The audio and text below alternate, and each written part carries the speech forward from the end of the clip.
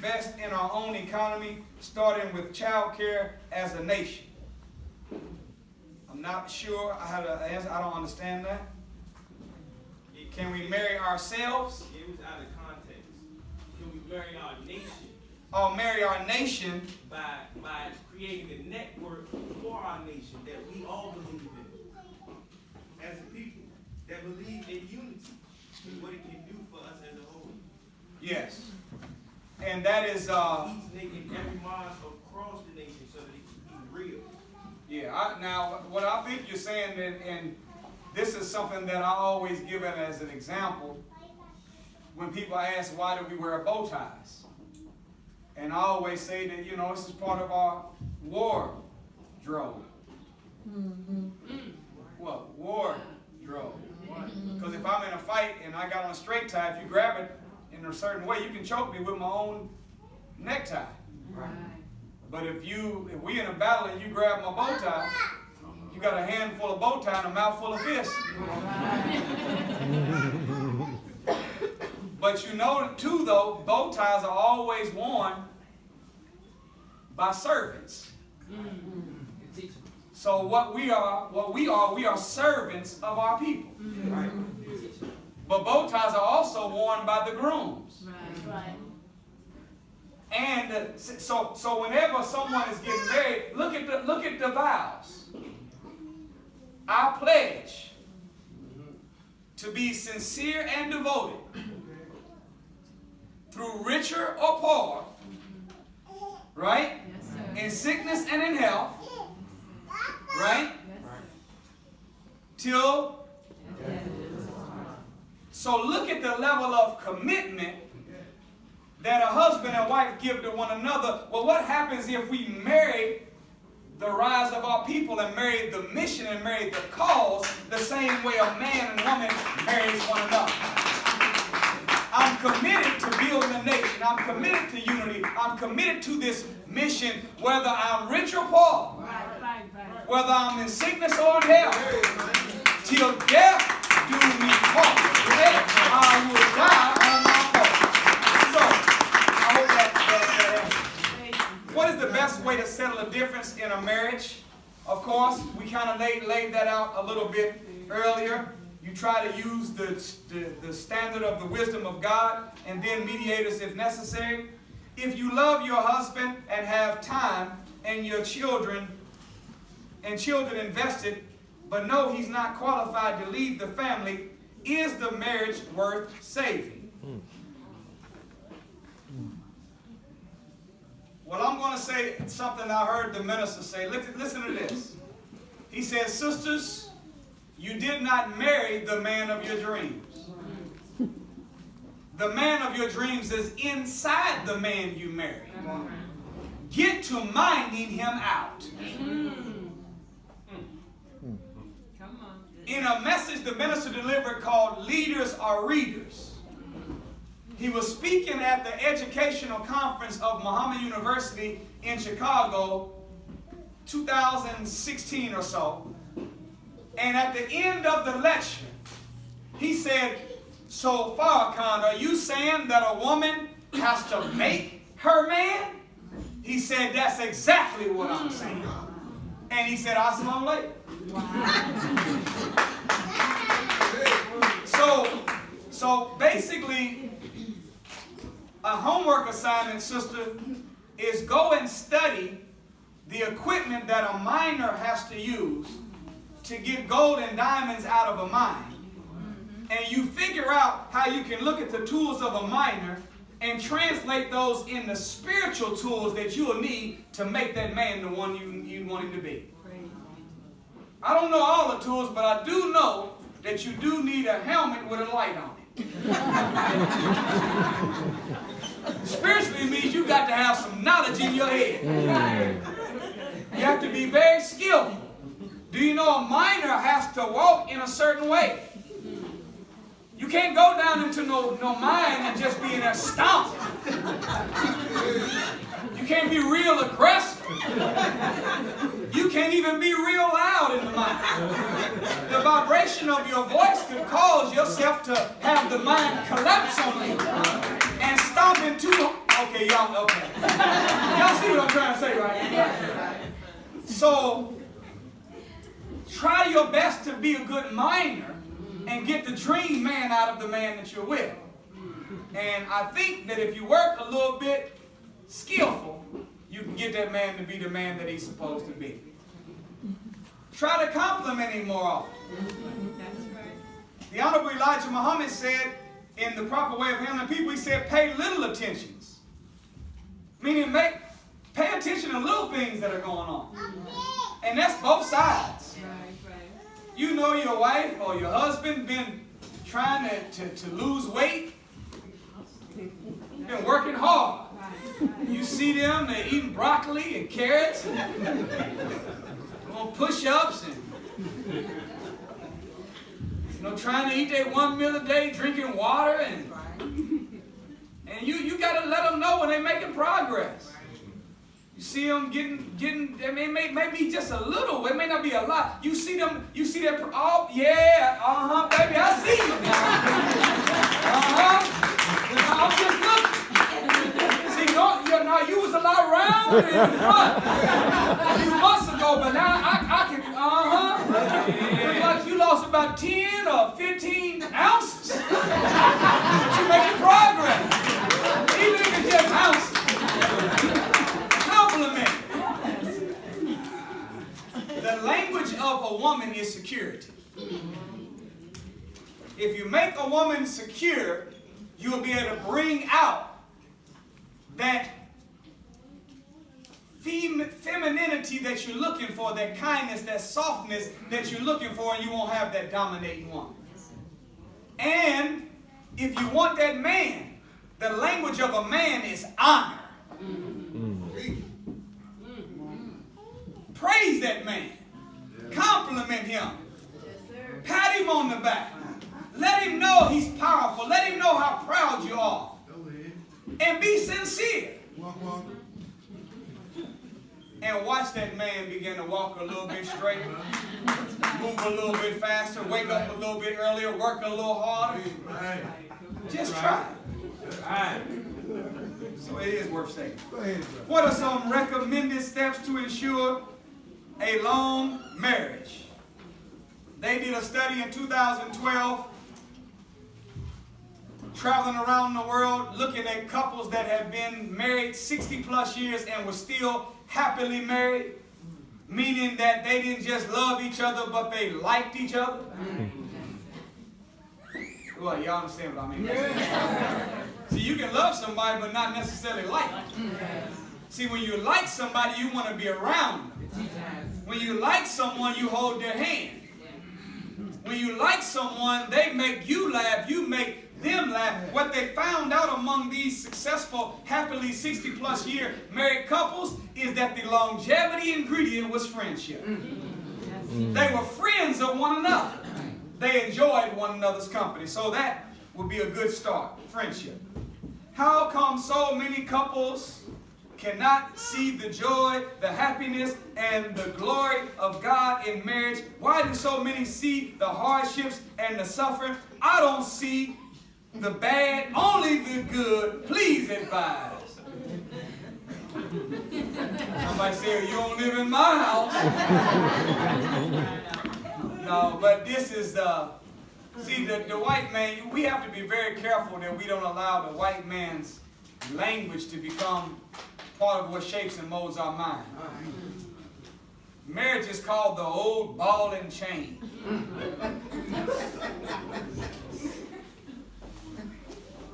I see, yeah, she went on locked you down, didn't she, boy? Yeah.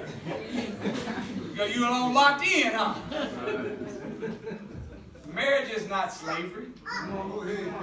Marriage is not incarceration. Let me tell you something about marriage and everything else. Master Father Muhammad said, work cheerfully, and fear not, you the righteous best in the power. So work cheerfully. He didn't say what kind of work. You said marriage is work. Yeah, but work cheerfully. If you're not having fun, you're doing it wrong. You're supposed to enjoy it. So I'm with you, brother, sister, whoever you are. What should you do when your spouse's family influences your spouse that contradicts the family goals? The Honorable Minister Louis Farrakhan, in one of the oft-repeated articles that was put in building up to the Million Family March on marriage, he said that there were 3 things that break up marriage. He said it was lack of money, lust for women, and intervention of a third party. See, whenever a man is marrying a woman, the ideal setup is she's walked down the aisle by her father. Right? Whenever the father gets to the aisle, and Minister Kadir is right here, watch out, groom right there, then whenever the bride comes down, the job of the minister is to ask the father, that's right, are you prepared to give her hand to him in marriage? The father reluctantly says no. The father says yes. Minister Kadir does like this to the father. What's that mean? Go sit down. You are no longer the dominant responsible figure in your daughter's life now. So that's big as a man. Because now you're saying that I'm willing to not just be your mate, but I'm willing to look out for you like your father has been looking out for you all of your life. That's deep. But once he sits down and you both say, I do, now it is an imperative to not share with the mother of the groom or father of the groom or mother and father of the bride any problems that you all are having with one another. Because in the mind of a father, no man is really ever good enough for his daughter. Right. And in the mind of a mother, no woman will ever be quite what my baby boy deserves. That's my baby boy. So there is a subliminal. That's right. Yeah, he don't know, no, honey, He don't like his he don't like his fish like that. Let me talk to you. It's too salty. June, no, baby like. So there is really, how can you say it? There's a positive jealousy in parents for the well-being and the upkeep of their children. So if you start letting them know about what somebody's falling short, they've been waiting on that. Right. Now I try to tell you. Right. See that little nigga? That little. No, look. Why don't you come back home? No, just come back home for a few weeks. Just stay here and turn off your phone. Intervention of a third party is anybody. And let me say this. The last person you want to talk to about your marital problems is a single brother and sister. Right. You will never go get in the barbering chair and ask your bald head barber, what can I do to keep him going bald? Clearly, if he knew. You see what I'm saying? So the best thing you can do is keep it between you two. And try to talk it out. All right, y'all got that? Yes, sir. One more. All right. Is it best to be already set up with a business and a home before marrying a sister? I wouldn't go as far as to say that you have to have a business, but you should have a dwelling place. Now, if there is an agreement, because she probably has one too. If there's an agreement that she says, well, mine's better than yours, and you say, yes, it is. Well, when we get married, we're coming over there, but I'm paying the bills. The man saying that. That's right. Y'all got that? That's right. And I'm going to say this.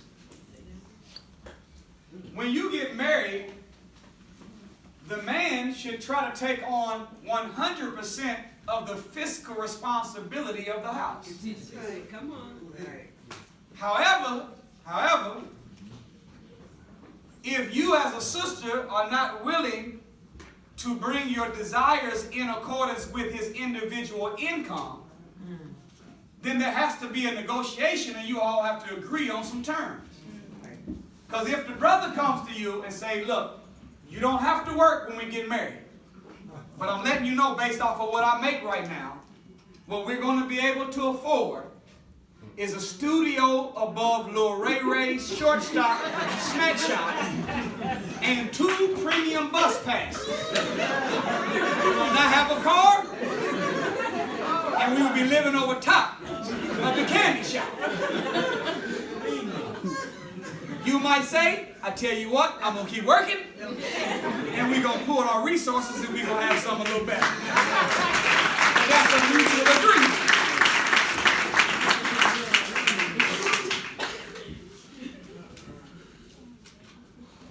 I know a lot of people raised their hand that was single. I want to say something to you. Being married is harder than being single. So if you're bad at being married, you will be horrible. Or bad at being single, you will be horrible at being married. You should be real good at being single because you don't have to satisfy nobody but yourself. Right. If you can't satisfy your own self, if your bad habits are bothering you, if you're in there looking in the mirror, stop leaving socks everywhere.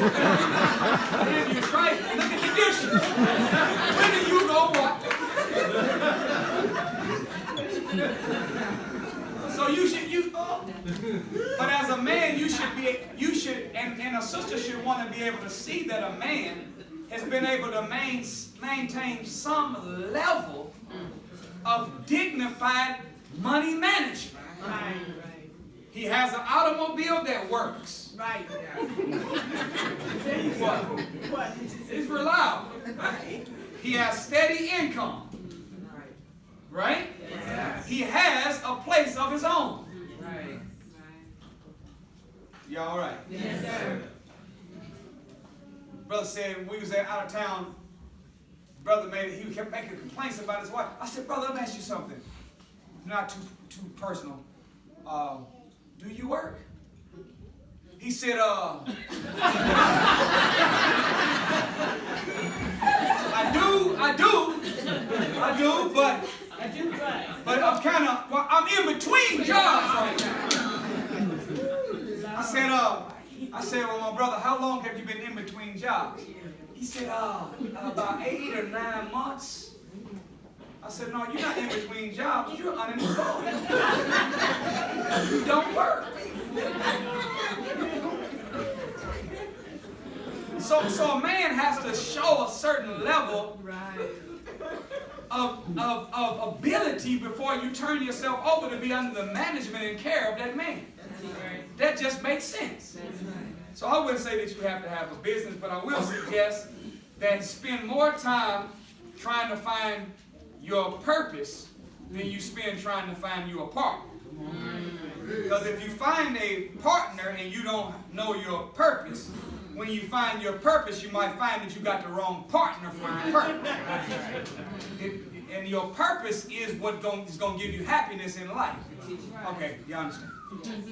What are your thoughts on Surah Nisa, verse 34, the wise striking verse? I think that's the one that says that about striking your wife lightly. Now, in some translations it does say that. But if you look at the original Arabic language, I don't have the original Arabic, but the translations that they make from Arabic in English, you do know that English is a man-made, white man bastard language. Right. You know, it has many baby daddies. Latin and Greek. English could be on Mark Hovit's show. You don't know who that is.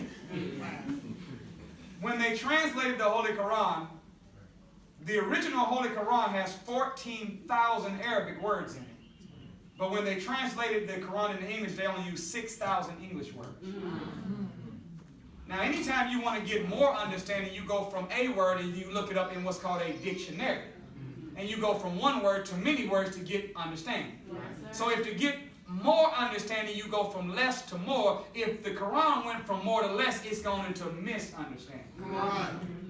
So reading the English, in the footnote, it tells you to strike as light as a feather, which means not to even hit with the hand at all, but to use your tongue.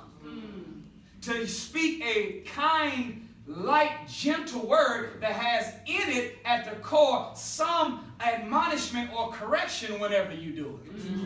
So the striking is really the use of the tongue in a kind, soft, light manner, but at the core of it is some form of correction. And I'm going to tell you who's the master of this, the Honorable Minister Mosque. He's the master. He'll say something to you, and it'll be packaged so nice. You driving down the street, and all of a sudden, bam! The correction hits you later. Right. But that verse is really talking about the use of your tongue, not your hand. With a kind word with correction in it, that becomes it. Y'all understand what I'm saying? Yes, sir. So it's not what we say. It's how we say it that really gets the message across. Is it okay to maintain friendship with other women once you are married? In the words of Bishop Bullwinkle, hell no.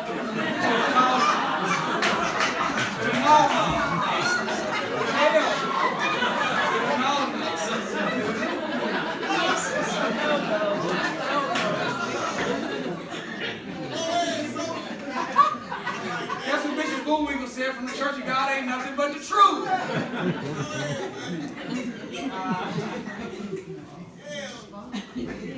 Men and women cannot maintain friendship with one another.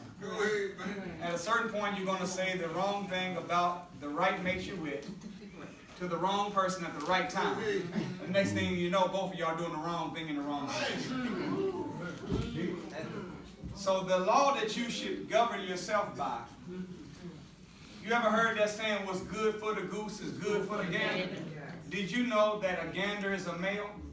Right. And goose is a female? Right. So what it's saying is what's good for the woman is good for the man. Why did that saying come about? It's because men have always operated with a certain superiority where they think I can do things but you can't. So no, you better not be talking to no men. You can't be no friends with no men, but I can be. No, whatever you don't want her to do as a him, don't you do it either.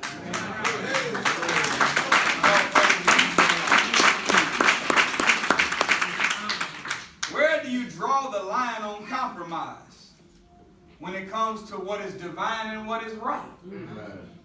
You can compromise, and I'm going to say this. When a man is in love with a woman, her needs become his goals. So the mind of a man really is, a mature man gets more joy out of life seeing his wife happy than seeing himself happy.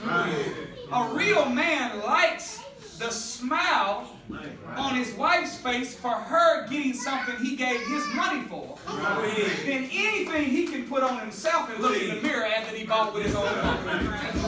Does that make sense? Yes, sir. That's a real man. See, God is independent. See, if you are God, you don't need nothing. God is a giver. He's not a receiver. He don't need our prayers. He didn't ask us to pray to him because he needs encouragement. He asked us to pray to him so that we can use our language and our mouth and mind properly and keep him in front that he can continue to bless us. So a real man gets more joy out of making his wife happy than he does out of making himself happy. Does that make sense? Yes, sir. So a man should always, this is how it is. Honey, what color do you want the curtains? What do you think? I don't care. Whatever you say. What side of the bed? Where do you want to sleep? What do you want it? How do you want this to be? Whatever you want is fine with me. So compromise when it comes to everything of the physical and the visible, especially as a man, because you want to make your wife happy.